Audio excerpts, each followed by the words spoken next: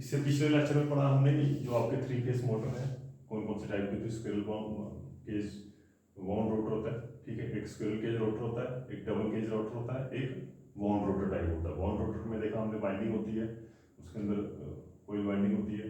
जो squirrel cage था उसके अंदर सिलेंड्रिकल रॉड्स होती हैं और वो हार्ड वाउंड होता है, ठीक है ना, उसके अंदर आपके वाइंडिंग नहीं होती है स्क्विरल केज में। तो ये दूसरा हमने देखा था कि जो इंड्यूस ईएमएफ रोटर के अंदर है वो किसके टाइप के प्रोपोर्शनल है, वो स्लिप के प्रोपोर्शनल है, ठीक है ना, और करंट भी हमारा स्लिप के प्रोपोर्शनल है जो रोटर में प्रोड्यूस हो रहे हैं। और हमने देखा था टॉर्क क्या प्रोपोर्शनल है, एन K1S के प्रोपोर्शनल है, या फिर उसको बोल सकते हैं torque is also proportional to slip. मतलब टॉर्क ईएमएफ और करंट प्रोपोर्शनल क्या है, torque EMF current of rotor किसके प्रोपोर्शनल है, स्लिप के प्रोपोर्शनल है, ठीक है ना। तो टॉर्क किसके बराबर था, टॉर्क था हमारा K1S, ठीक है ना। तो K1 किसके बराबर है, K1 है KNS के बराबर, ठीक है। ये हमने पिछले लेक्चर में देखा। अब क्या देखेंगे हम, एग्जैक्ट फार्मूला देखेंगे। अभी ईएमएफ का क्या होता है, ईएमएफ कैसे कितना नहीं होता है रोटर में, तो वो हम निकालने की कोशिश करेंगे, ठीक है ना। Rotor EMF of 3 phase induction motor, तो ये देखेंगे। सब इससे 2-3 बातें थोड़ी पहले आपको पता होनी चाहिए कि जो आपकी जनरेटर, अगर जो आपका मोटर है 3 फेज मोटर है, उसका रोटर का स्टेशनरी है, मतलब रुका हुआ है, ठीक है ना। रुका कब होगा, रुका तब होगा जहाँ तक वो किसी बेल्ट के साथ बांधा उसका रोटर, तब रुका रहेगा उसका रोटर पावर सप्लाई ऑन करने के बावजूद भी। जहाँ वो ओवरलोडेड है तब रुका रहेगा, ठीक है। दो ही कंडीशन में वो रुकेगा आपका रोटर, नहीं तो रोटर तो घूमेगा, ठीक है ना, वाटर में। तो एट स्टेशनरी, स्टेशनरी का मतलब ये है कि रोटर आपका लॉक है एक जगह पे, अगर उसको लॉक किया हुआ है थ्री फेस मोटर का, तो it act as a transformer with secondary winding short circuited, secondary winding short circuited, ठीक है।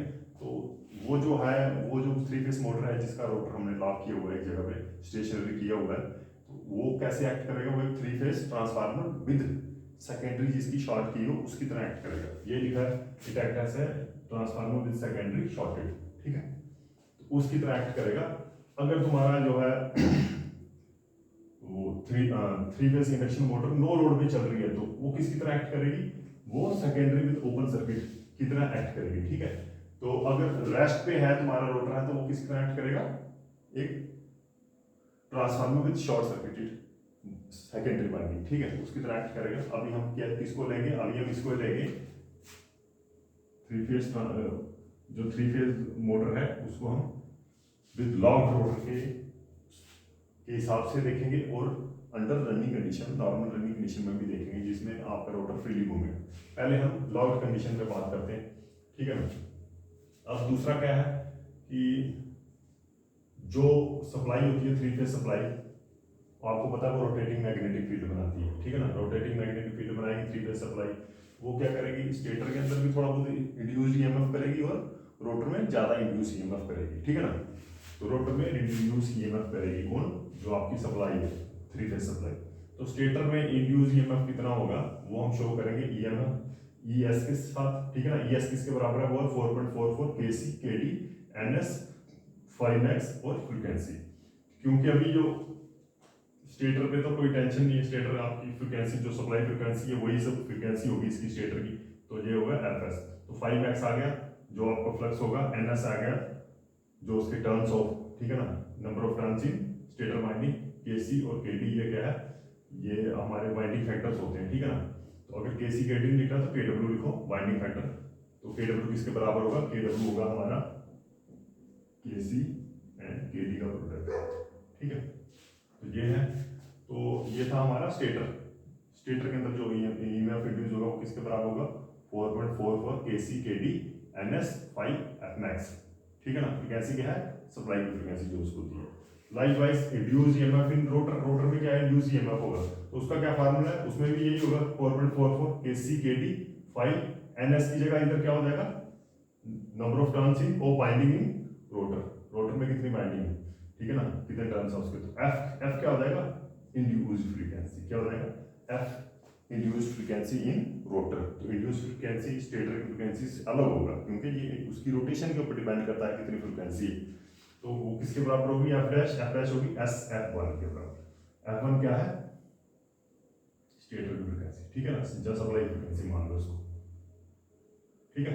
तो स्लिप क्या है, एस क्या है, एस हमारी क्या, स्लिप, स्लिप किसके बराबर होगी, N S minus N R divide by N S, ठीक है ना। उसकी प्रोडक्ट वो एन एस क्या है, speed of stator minus rotor की speed divide by N S की स्पीड, ठीक है ना। एन एस क्या है, 120 F by P, N S क्या है 120 एफ बाय पी, ठीक है ना। Supply frequency divide by group 1500 के आसपास या 3000 के आसपास depending on number of poles, तो यही है। तो इधर तो कुछ चेंज नहीं होगा, इधर एनआर की जो है रोटेशन है, रोटर के अंदर कितनी रोटेशन हो रही है, और एफ क्या है हमारी एफ डैश, एफ डैश किसके बराबर है, एस एफ 1 के बराबर है, ठीक है। तो ये आ गई हमारी ई आर, रोटर के अंदर इंड्यूस्ड ईएमएफ किसके बराबर होगा, इसके बराबर होगा। लेकिन अगर स्टैंड स्टिल होगी, अगर हमारा रोटर लॉक किया हुआ है, ठीक है, रोटर अगर हमने किसी बोल्ट के साथ लॉक किया हुआ है रोटर, तो उसमें हमारा इंड्यूस्ड ईएमएफ क्या होगा, उसमें स्लिप कितनी होती है, स्लिप एट स्टैंड स्टिल कितनी होगी, स्लिप होती है 1, किसके बराबर होगी स्लिप 1। जब स्लिप 1 है तो एफ डैश किसके बराबर होगा, एस एफ 1, तो एफ 1 क्या है, एस क्या है 1, तो 1 हो जाएगी फ्रीक्वेंसी के बराबर। इसीलिए इधर एस एफ डैश भी लिख सकते हैं और एफ भी लिख सकते हैं, क्योंकि हमारी इधर एट स्टैंड स्टिल में स्लिप क्या होती है, स्लिप होती है हमारी 1 एट स्टैंड स्टिल, ठीक है ना। क्योंकि एन आर क्या है, एन आर हमारा 0 होता है, N S divided by N S किसके बराबर हो गया, ठीक है ना। स्लिप क्या होगी, N S minus N R divide by N R, तो एन आर क्या है 0, तो पीछे क्या बचा, N S N S N S N cut जाएगा तो 1 आ जाएगा, ठीक है ना। At stand still, stand still slip is equal to 1, ठीक है। तो ये आ गया हमारा रोटर का ईएमएफ एट स्टैंड स्टिल। अब देखेंगे हम जो रनिंग कंडीशन में क्या होगा, रोटर का ईएमएफ कितने, रनिंग कंडीशन, रनिंग कंडीशन मतलब जब हमारा रोटर लॉक नहीं है, रोटर हमारा फ्रीली घूम रहा है, उस कंडीशन में ईएमएफ देखेंगे हम, वो अब देखेंगे। तो क्योंकि इधर एफ हमने इसलिए लिखा क्योंकि स्लिप क्या थी 1 थी, तो इसलिए एफ हमारा किसके बराबर, एफ डैश किसके बराबर होगा, एफ के बराबर ही होगा, इसमें एफ डैश लिख देना हमने, तो ये आ गया हमारा ई डैश। रोटर के अंदर इंड्यूस ईएमएफ क्या, फॉरवर्ड केसी केडी 5 एनआर, एनआर मतलब रोटेशन कितना, रोटेशन कितना होगा रोटर का, जितना मान लो 300 आरपीएम 400 आरपीएम जितना भी होगा इधर लिख देना, तो एफ डैश आ गया एसएफ। तो इसके अंदर रनिंग कंडीशन में स्लिप हमारी 1 नहीं होगी, ठीक है, 1 के अलावा होगी, तो जो भी स्लिप होगी जितनी रोटेशन होगी, मान लो 300 आरपीएम है तो 1500 RPM NS minus 300 divided by 1500 कितना हो गया, 1200 डिवाइडेड बाय 1500, तो स्लिप हमारी किससे होगी, 1 से कम होगी हमेशा। रनिंग कंडीशन में स्लिप क्या होगी हमारी 1 से कम होगी, ठीक है ना, एट रनिंग कंडीशन। ये भी कई बार क्वेश्चन पूछते हैं पेपर में, स्लिप कितनी होगी अंडर रनिंग कंडीशन, ठीक है, 1 से कम होगी मतलब 0.8 0.7 0.6 इसके बराबर होगी, ठीक है। तो ये आ गई हमारी रनिंग कंडीशन। तो अब अगर डायरेक्ट फार्मूला निकाला जाए, तो डायरेक्ट फार्मूला हमने पहले बताया कि under short under locked rotor condition में क्या होगा हमारा, जो हमारा 3 फेज मोटर है वो किसकी तरह एक्ट करेगी, वो हमारे 3 फेज ट्रांसफार्मर की तरह एक्ट करेगी, in which whose winding is, whose secondary winding is short circuit. तो शॉर्ट सर्किट अब ट्रांसफार्मर की तरह एक्ट करेगी, तो ट्रांसफार्मर वाला फार्मूला इधर लगा देंगे, E2 by E1 equal to N2 by N1, तो जिसके हिसाब से, तो E2 क्या है हमारा रोटर का ईएमएफ, E1 क्या है स्टेटर का ईएमएफ, तो उसके हिसाब से जब हम निकालेंगे तो हमारा ये वाला आएगा फार्मूला, अगर ट्रांसफार्मर वाला फार्मूला यूज करेंगे E2 equal to N2 by N1 into E1, ठीक है।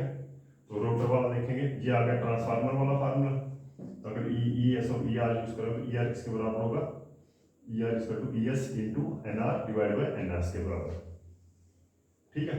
तो अगर इस ये वाला फार्मूला अगर आपको नहीं समझा रहा, ट्रांसफार्मर वाला फार्मूला यूज कर सकते हैं इसको। अगर ये भी नहीं आ रहा तो फिर हम क्या करेंगे, इसको डिवाइड करेंगे, जो हमारे ये है इसको अगर हम 2 मानते हैं और इसको 1 मानते हैं, तो इन दोनों को डिवाइड करेंगे तो हमारे पास ये वाली इक्वेशन आ जाएगी, ठीक है। अब क्या है under running condition, running condition में ये वाली कंडीशन कब होगी, जे E2 by E1 होगी, ये होगी एट स्टैंड स्टिल, कब होगी at stand still, stand still में रुके हुए में ये वाला फार्मूला यूज करना है, ट्रांसफार्मर वाला फार्मूला, ठीक है ना मोटर में। तो लेकिन अगर रनिंग कंडीशन में जिसमें रोटर हमारा घूम रहा है, तो उसमें क्या है E2 किसके बराबर होगा, रोटर डैश के SE2 के बराबर, ठीक है। E2 निकालना पड़ेगा हमें इधर से, ये हमारा E2 के बराबर है, ठीक है। ये हमारा E1 था स्टेटर का जो ईएमएफ होगा वो E1 होगा और रोटर का ईएमएफ क्या होगा E2। ठीक है, यहाँ पे भी देखो E2 किसका है, ER का, E1 क्या है, ES का। तो E2 पहले निकालना है हमने इस फार्मूले से जब हमारा एट स्टैंड स्टिल में निकालना है। E2 क्या है, एट स्टैंड स्टिल इसका ईएमएफ रोटर का है। एट स्टैंड स्टिल में निकालने के बाद स्लिप के साथ मल्टीप्लाई करेंगे तो हमारा अंडर रनिंग कंडीशन में हमारा ईएमएफ आ जाएगा, जो किसके बराबर होगा, जो होगा SE2 के बराबर। ठीक है ना, अगर कोई E2 मतलब पूछे कि ईएमएफ एट 300 आरपीएम पे क्या होगा, तो फिर हमने पहले E2 निकालना, उसके बाद उसमें मल्टीप्लाई कर देनी है स्लिप, तो हमारा रोटर अंडर रनिंग कंडीशन में ईएमएफ आ जाएगा। ठीक है, अभी बाकी देखेंगे हम इम्पीडेंस क्या होती है, करंट क्या होता है, टॉर्क कितना होता है, वो भी नेक्स्ट वीडियो में देखेंगे। इसमें हमने ये देखा कि जो हमारा 3 फेस मोटर है, जब उसका रोटर लॉग्ड है तो वो एक्ट करता है ट्रांसफार्मर की तरह जिसकी सेकेंडरी शॉर्ट की हो। ठीक है, दूसरा हमने देखा ईएमएफ किसके बराबर होता है, 4.44 kc/kd NS 5F के बराबर होता है। ठीक है, तो स्टेशनरी में क्या है, फ्रिक्वेंसी हमारी जो सप्लाई फ्रिक्वेंसी के बराबर ही फ्रिक्वेंसी होती है रोटर की। ठीक है ना, तो ईएमएफ निकाल देना, इस ईएमएफ को E2 लेंगे, तो अगर अंडर रनिंग कंडीशन है तो E2 किसके बराबर होगा, SE2 के बराबर। ठीक है, बस यही आप दूसरे लेक्चर में देखते हैं फार्मूले टॉर्क वगैरह के लिए।